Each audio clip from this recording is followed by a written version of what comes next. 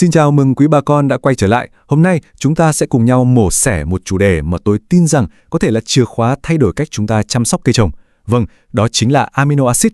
Nghe thì có vẻ khoa học, nhưng hãy cùng tìm hiểu xem tại sao nó lại được ví như một đường tắt năng lượng và nó có thể tạo ra sự khác biệt lớn như thế nào cho vườn cây, ruộng lúa của chúng ta nhé.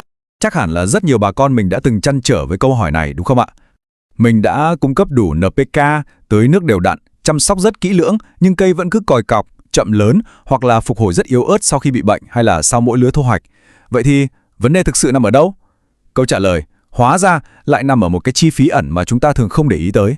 Được rồi, trong phần đầu tiên này, chúng ta sẽ cùng nhau khám phá cái thách thức vô hình đó, cái cuộc vật lộn âm thầm mà mọi cây trồng đều phải đối mặt mỗi ngày.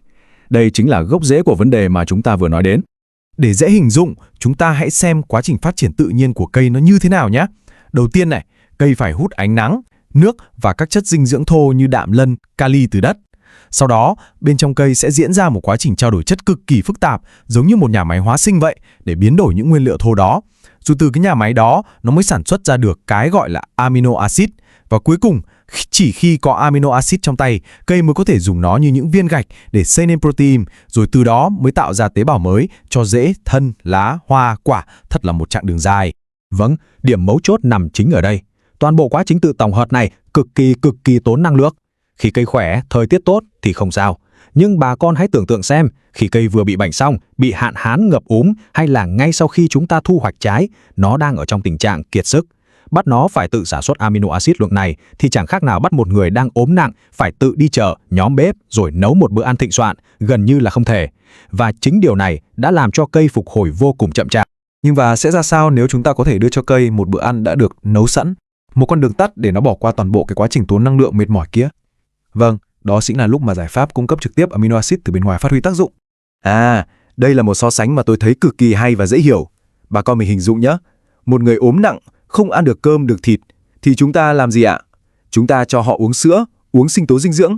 Cơ thể họ sẽ hấp thụ thẳng dưỡng chất mà không cần tốn năng lượng để nhai để tiêu hóa nữa. Thì đối với cây trồng, nó cũng y hệt như vậy.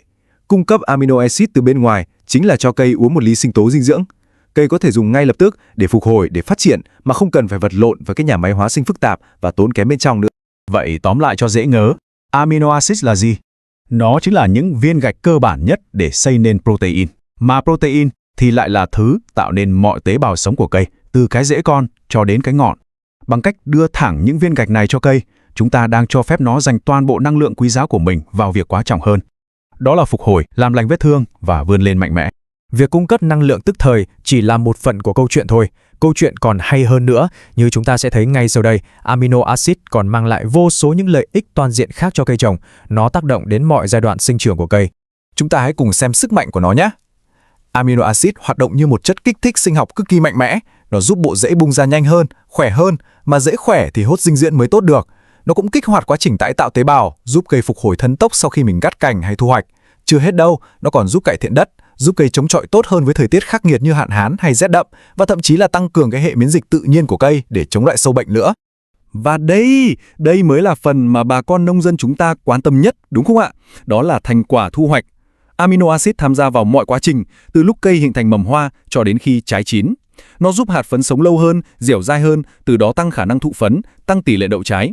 Quan trọng hơn, một số loại amino acid chuyên biệt còn trực tiếp tham gia vào việc làm cho trái to hơn, nặng ký hơn, cải thiện độ ngọt, màu sắc và hương vị. Nói chung là tạo ra nông sản chất lượng cao hơn hẳn. Còn một vai trò nữa không thể không nhắc tới, đó là vai trò của một người trợ thủ đắc lực. Khi mình pha chung với thuốc bảo vệ thực vật, amino acid giống như một chất bám dính, giúp thuốc thấm sâu hơn vào lá, tăng hiệu quả diệt sâu bệnh. Nó cũng hoạt động như một người vận chuyển, giúp kéo các chất dinh dưỡng vi lượng khó hấp thu vào trong cây một cách nhanh chóng và hiệu quả hơn. Rất thông minh. Nghe tới đây thì chắc ai cũng thấy amino acid rất tuyệt vời rồi. Nhưng vấn đề là, khi ra cửa hàng vật tư nông nghiệp có hàng chục loại khác nhau, biết chọn loại nào bây giờ? Vâng, hiểu được sức mạnh của nó là một chuyện, nhưng chọn đúng sản phẩm cho đúng mục đích lại là chuyện khác. Được rồi, chúng ta cùng xem cái bảng này, nó sẽ giúp bà con dễ hình dung hơn rất nhiều. Loại thứ nhất là loại chuyên biệt, tức là trong chai chỉ có amino acid thôi. Đây là loại linh hoạt nhất, an toàn nhất, có thể dùng ở mọi giai đoạn, từ cây con đến lúc thu hoạch. Loại thứ hai là loại kết hợp, có thêm vi lượng như kẽm, bo, sắt. Loại này rất tốt cho giai đoạn cây đang phát triển mạnh hoặc cần phục hồi. Và cuối cùng là loại phức hợp, có cả NPK, humic. Loại này giống như một liều thuốc bổ tổng hợp, rất mạnh nhưng phải dùng cẩn thận. Nó chỉ nên dùng cho cây đang suy kiệt nặng và tốt nhất là tưới gốc, đặc biệt là nên tránh dùng vào mùa mưa để hạn chế rủi ro phát sinh nấm bệnh. Đây chính là lời khuyên cốt lõi mà bà con cần ghi nhớ. Nếu chúng ta cần một sản phẩm đa năng, an toàn, có thể dùng để phục hồi cây, kích ra hoa hay dưỡng trái, thì việc chọn một sản phẩm chỉ chứa thuần amino acid luôn là lựa chọn ưu tiên hàng đầu. Nó cho phép chúng ta kiểm soát chính xác những gì mình đang cung cấp cho cây trồng của mình. Sau khi đã phân tích khá chi tiết, chúng ta có thể thấy amino acid không phải là một loại phân bón thông thường. Nó là một công cụ sinh học mạnh mẽ, một giải pháp thông minh giúp cây trồng vượt qua những giai đoạn khó khăn nhất để dồn toàn lực vào việc cho ra năng suất và chất lượng vượt trội. Câu hỏi bây giờ không phải là có nên dùng hay không, mà có lẽ là khi nào chúng ta sẽ bắt đầu áp dụng con đường tắt hiệu quả này cho trang trại của mình. Hy vọng những phân tích này sẽ hữu ích cho công việc đồng áng của quý bà con. Xin chào và hẹn gặp lại.